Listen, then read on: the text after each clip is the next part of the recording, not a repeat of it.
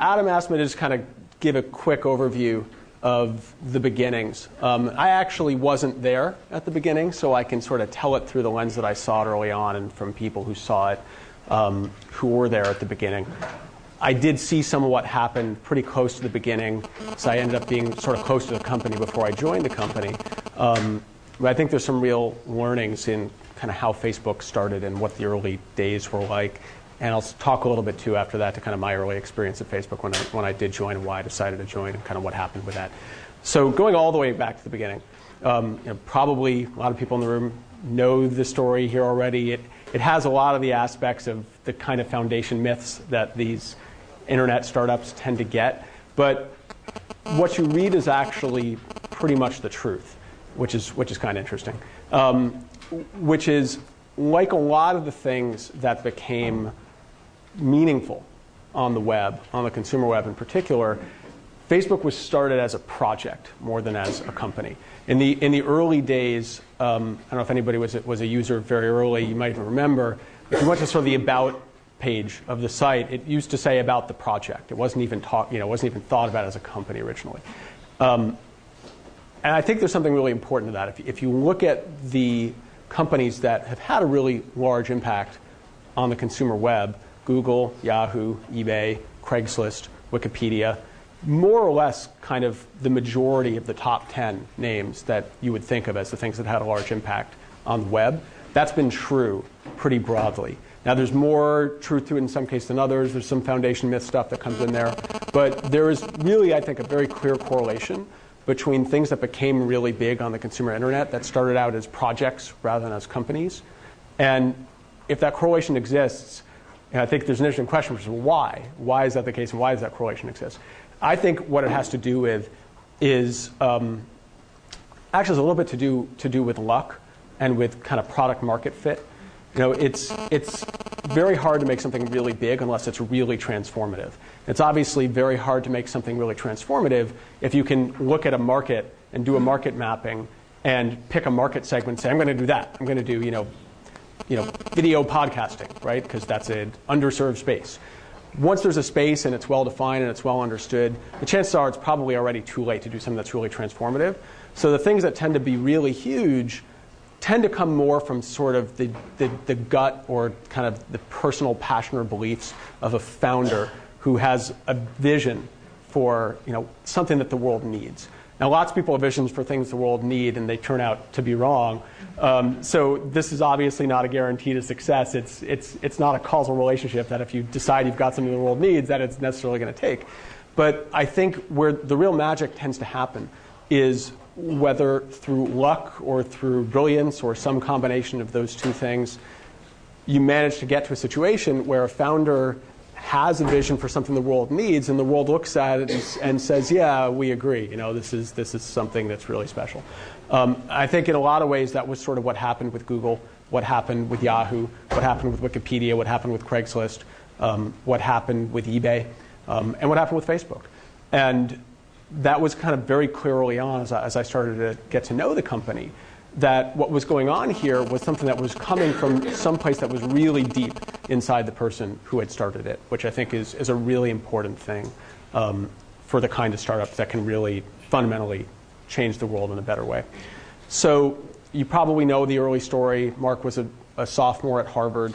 He created this site.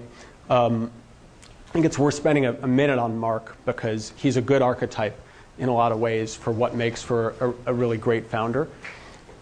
There are founders, I think it's very important that founders in a technical domain have some specific set of attributes, and ideally if you can get more of these together in the same time, it really is really synergistic in the results that you can get out of it. So the things that tend to matter for consumer internet are it's good if the person's technical, it's good if the person is a product person, so it has a product sensibility, a user sensibility. It's good if the person has some design capabilities. I'm sure for other markets that I don't know anything about, there's other factors that matter, but I'd say in the internet world, those things really matter. So you could sort of summarize it by saying you want a product person, but you can kind of decompose that into, ideally, it's a technical person, product person, and a design person. If you can find all three of those in the same person, that's something that's really, really rare and really special. So finding somebody who's got the ability to not only conceive of a great product, but to build that great product and to actually design and implement that product is pretty unusual. And is another thing that I think is sort of part of what makes for a really extraordinary outcome if you can get all the right pieces to align in the right way. And that was Mark, and that is Mark. Mark is someone who's a product person who definitely had a vision for something that he wanted to see happen in the world. There were other people, of course, who were co-founders of the company who played a very important role as well. But I think had he not been a developer and a product person and a designer kind of all wrapped into one, better at some of those things than others, but at least pretty decent at all of them, who knows what would have happened. The ability to do that was also very important for the ability of Facebook to scale in a way that was really efficient right from the beginning. So this brings up an interesting topic that we'll probably talk about with Kevin a little later. But when Facebook was getting started, if you rewind a decade, and you probably all know this better than I do, the capital expenditures that were required to start these kind of companies, and even the OpEx to create these kind of companies, was very different than what it looks like today. So when Facebook was getting started, they didn't spend any money on anything. Mark and Dustin and Chris didn't spend any money on anything. They didn't spend any money on servers. They didn't spend any money buying software. They, of course, didn't spend any money on marketing, because one of the great things about the model with Facebook is that the user acquisition cost is zero and the content acquisition cost is zero, which does a lot for your margins over the long run. So if you look at what that all added up to, the first 3 months that Facebook existed as an actual functional production site, anybody have a guess to what the burn rate was over that 3-month period? Somebody? I know Kevin knows the answer, right? $1,000? Okay, it was under $500. And what mattered about that was the period in which the product sort of proved that it had a market fit, at least within the US college market. How much of that went to buy beer? Probably the vast majority of that went to buy beer. And the rest went to buy Red Bull. But the monthly cost was sort of just paying for virtual co-location, paying for bandwidth, paying for kind of virtual server space, essentially. All the software, of course, was open source. All that was free. Didn't pay anything for that. Didn't pay anything for customer acquisition. So pretty interesting in terms of what that means for the early economics for starting these kinds of companies. And again, when it was started, it wasn't, I think, Mark is someone who's done this a few times. So when Mark was in high school, he and a guy named Adam D'Angelo, who subsequently joined Facebook, who's kind of Mark's best friend from back when he was in high school, built a product together that was an early version of a collaborative filtering service for music that basically looked at what music you listen to, looked at what music other people listen to, and made you recommendations based on that. They actually got an offer from Microsoft to buy that from them when they were in high school. And they decided they didn't want to do that. They decided they want to stay in school and stay focused. But so Mark's history with that kind of started at a very early age. He built a couple of other products at Harvard as well. The one that ultimately really took off was this one. But I'm sure he always had sort of the business potential in mind from the get-go, but he didn't start Facebook as a company. He started Facebook as a dorm room project, and it only became a company later. So once it was clear that it had some traction, and this was about the time that I got to know Mark, he said, okay, this is pretty interesting. Let's go out to Silicon Valley. This was the summer of 2004, so the site launched initially in February of 2004. He said, let's go out to Silicon Valley for the summer and just kind of poke around out there and see what's happening out there, because I've heard that there's some interesting stuff going on out there. And he and Dustin, who was the other co-founder of the company, along with a couple of friends of theirs from Harvard who were effectively acting as interns, moved out to California. And not long after they got here, they decided, oh, we have to stay here. We're not going back to school. This is a totally different world than the world that we knew in Boston. And you're all familiar with what the components are that make Silicon Valley what it is. But the things that they saw, I think, in a nutshell, were basically the availability of a particular type of risk capital here that understood these things and understood the relationship that those investors needed to have to the entrepreneurs. A very entrepreneurial environment in general. Of course, a fantastic pool of engineering talent and other people who were sort of interested in working at early stage startups. And then most importantly, just like with the product design and technical things coming together in one person and the founder, just importantly, the combination of those three things. There are other places in the world where you've got risk capital available. There's other places in the world where you've got great technical talent available. There's other places in the world where you've got an entrepreneurial mindset. I think to this day even, there's no place in the world where those three things come together in the way that they do in Silicon Valley. And Mark saw that and Dustin saw that, and they said, screw school, we're dropping out, we're here to stay. So they did stay. I met Mark for the first time sort of serendipitously, by a coincidence. I was at LinkedIn, as Kevin mentioned, working with a guy named Reid Hoffman, who's kind of been my mentor in the Valley. And Reid and I were up in the city at the office of a guy named Peter Thiel, who was Reid's old boss at PayPal, the guy who was the founder and CEO of PayPal, talking with Peter about LinkedIn. And Peter said, hey, Sean Parker, who's an old friend of mine who has a role to play in the story too, and this guy Mark are coming in to pitch me on doing an angel round, essentially, in this thing, the Facebook. Why don't you guys sit in and listen to this? So I actually was there in the room by a complete coincidence when Mark first met Peter Thiel and sort of told him about Facebook and pitched him on Facebook. Mark actually doesn't remember that I was in the room because I think he was pretty focused on Peter. We've talked about it a lot since. I was just kind of a fly on the wall, just sort of listening into what was going on. And what was interesting about that experience was it really kind of showed me who Mark was and that he was sort of very genuine in his conviction for the product and that this came from some place that was really deep in him, which was pretty interesting. So after that happened, I was very lucky to start getting pestered by Sean Parker, who was the first non-founding employee that Facebook hired. I think he was technically kind of the third full-time employee of the company, who was an old friend of mine from the time that he'd been at Plaxo and I'd been at LinkedIn.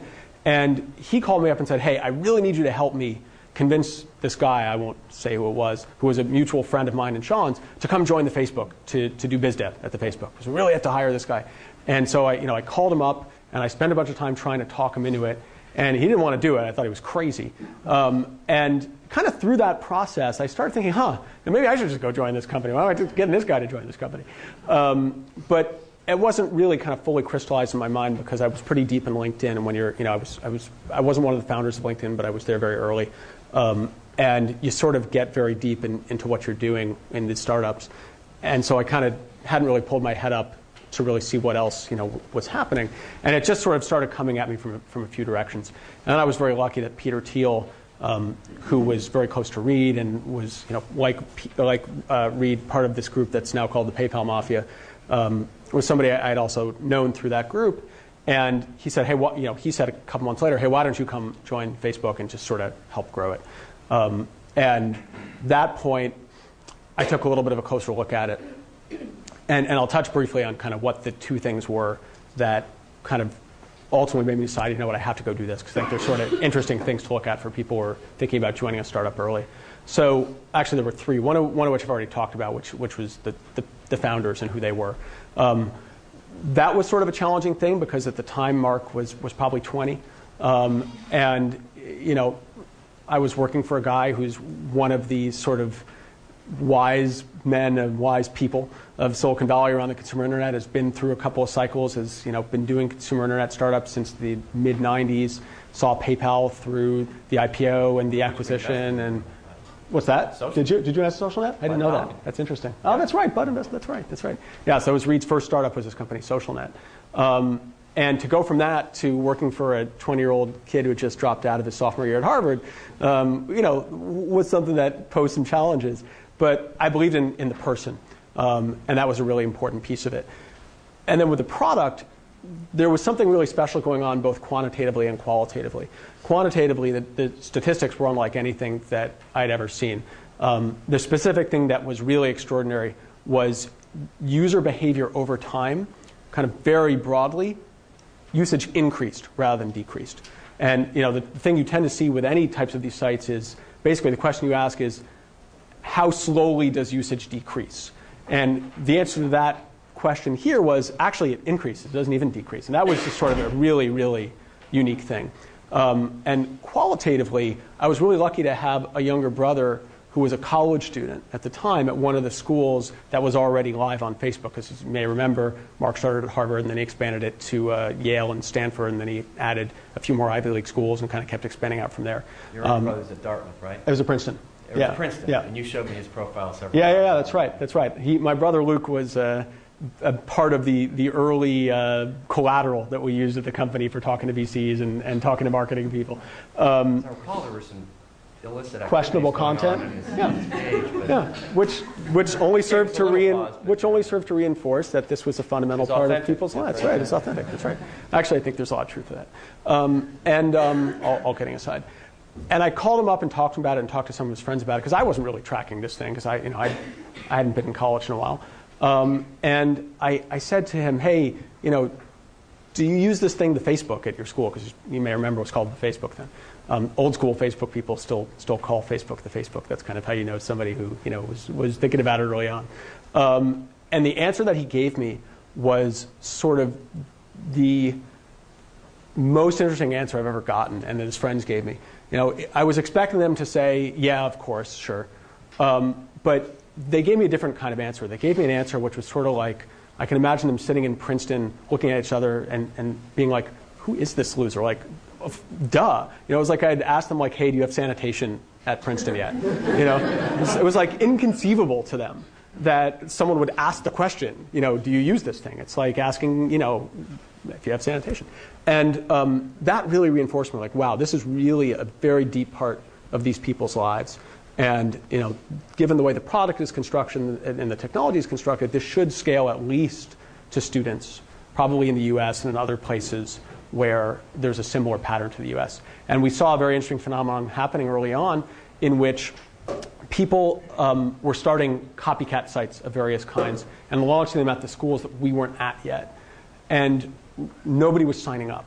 And we asked around, asked what was going on with that, and it became pretty clear that what was happening was people were waiting for the Facebook to get there because they had friends who had been their friends in high school and family members and other people who were college students who were already on the Facebook, and they wanted to be using the same communications platform, the same service that those other people were using. At the end of the day, I was just sort of very, very lucky to be in the right place at the right time.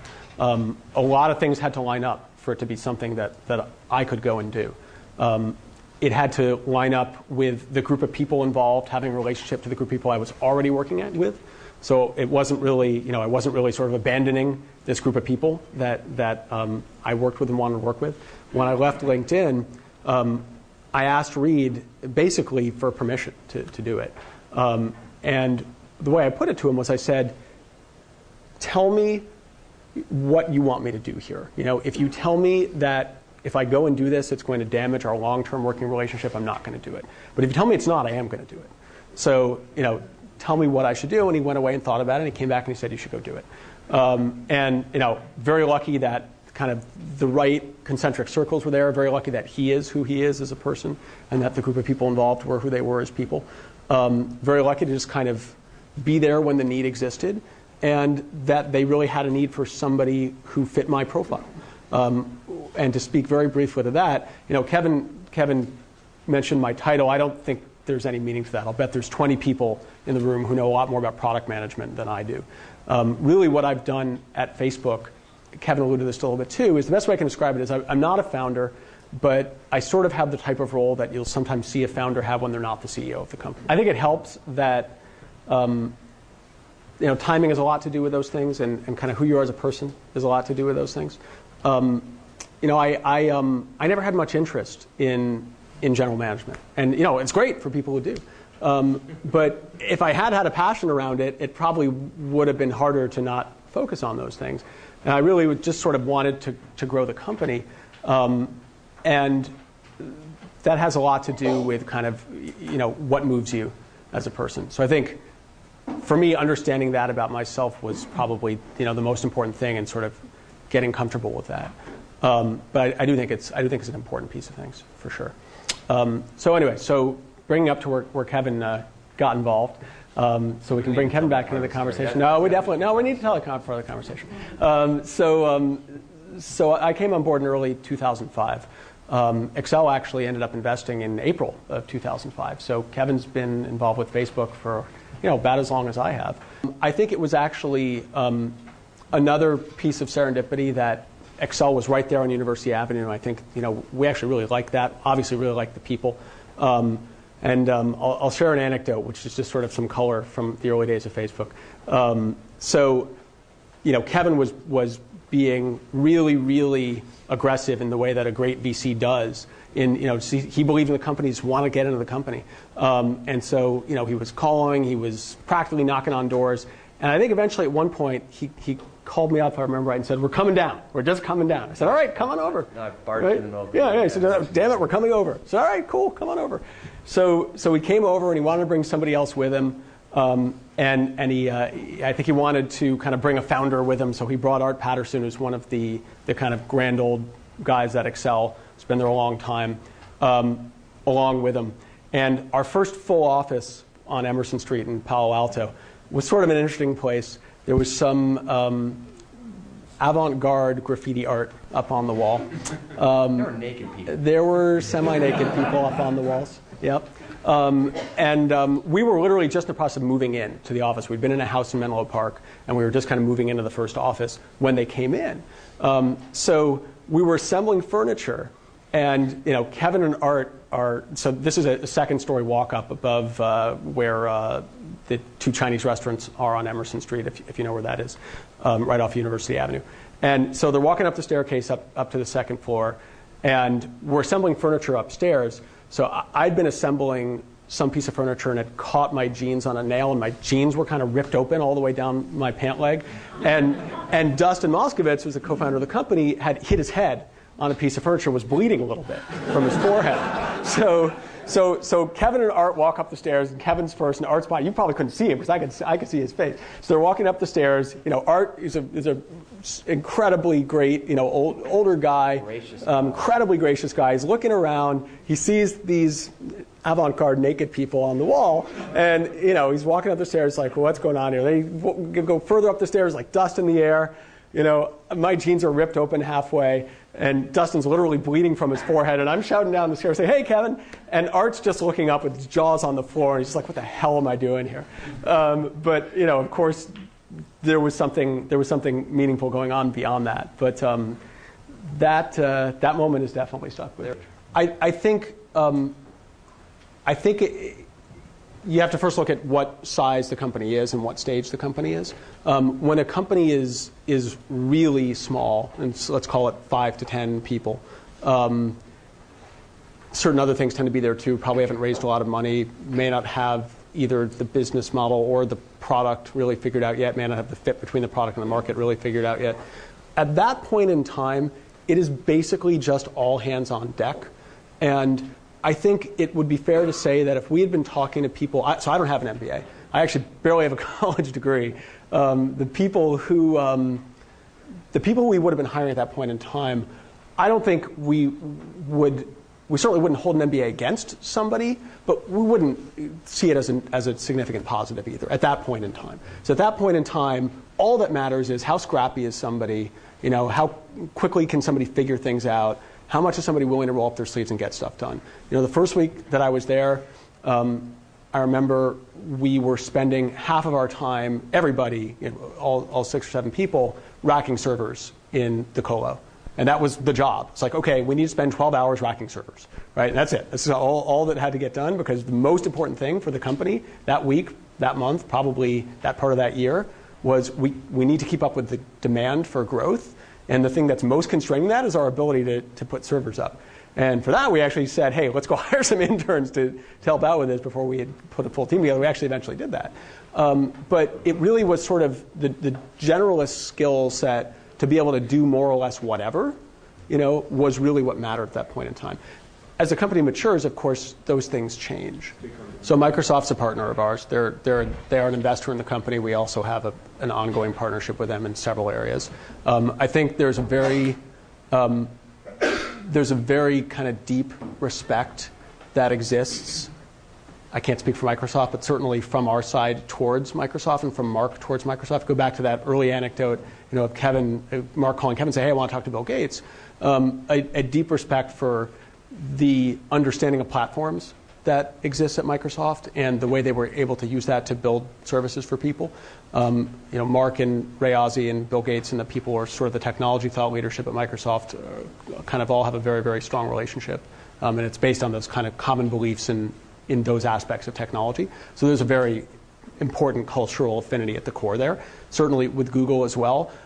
We don't have a direct, relationship with Google of the kind that we have with Microsoft, but it's definitely an organization that we have a lot of respect for. I think they represent a really interesting phenomenon in the world of business, in that at some levels we compete with Google, and sometimes I get frustrated because I just wish that I could get mad at them, or kind of deride them, but they're just too damn good for that. I mean, they're just really, if you talk to the people at Google, they're just really good people, and they're trying to do the right thing. And there's been an interesting shift that's happened in the market where, because the internet enables so much transparency, we think part of what's going on is everybody's incentives are actually aligned with doing the right thing and with being transparent, which is not the way that business has always operated. But I think that's a shift that actually will probably go beyond Google, hopefully, to kind of affect the world at large. But it's definitely an organization we have a lot of respect for. I think the two things that are probably most important to understand about this platform and platforms in general, one is that when you decide to take a platform strategy, I think the core shift that's happening for you is you're going from a zero-sum mindset to a non-zero-sum mindset. What I mean by that is you're going to a mindset where you're saying, it's not about me having tight control over this pie. It's about me enabling the pie to grow as large as possible, and trusting that my share of that on net is still going to be much larger than if I just sort of tried to grip everything too tightly for myself. That ends up affecting the way you make decisions, the way you prioritize things, at some level, the kind of people that you hire. So it was definitely a very important thing for us, and sort of, I wouldn't say it fundamentally reoriented the company, because as Kevin touched on earlier, I think internally it was sort of always a platform company in mindset. But it was very important for sort of how the organization evolved and the kinds of problems that the organization chooses to address. From the perspective of how we think about it with the product, Kevin touched on this earlier too, we don't see ourselves really as building a bunch of applications as much as building a system that enables people to use what we've created and sort of make their own decisions about what information is important to them, what content's important to them, what types of applications they want to use, and have our system really be an enabler for that more than anything else. So over time, I think what you'll see with the platform is if we're successful at it, it will enable more and more types of use cases, more and more types of application, more and more types of information sharing between people. To date, a lot of what's happened with the platform has been about kind of bringing the web into Facebook. And I think what we'll likely see over the next period of time will be about continuing to do that, but also about extending Facebook out into the web so that you can take this lens of the people and relationships that matter to you, the privacy settings that enables, the filters on content and information that enables, kind of the view of the world that enables, and apply it to lots of different things that you would do on the internet. And we think that's going to create a lot of value for people. At the end of the day, even if you think about it in economic terms, if you think about what drives what the unit driver is for this type of a business, it's really gated by how many users you have. That matters even more so, actually exponentially more so, in a network effects type of business where having 10 million people is far more than 10 times more valuable than having one, and having 100 million is far more than 10 times more valuable than having 10. And so ultimately, how much value we can create is gated by the number of users that we have, how connected to the people that matter to those people in real life they are on Facebook. And so that's still ultimately sort of a core focus for us. We're happy with how it's going. But if I kind of, what do I think about at night, I'm thinking about users and user growth. Great. All right. See you, man.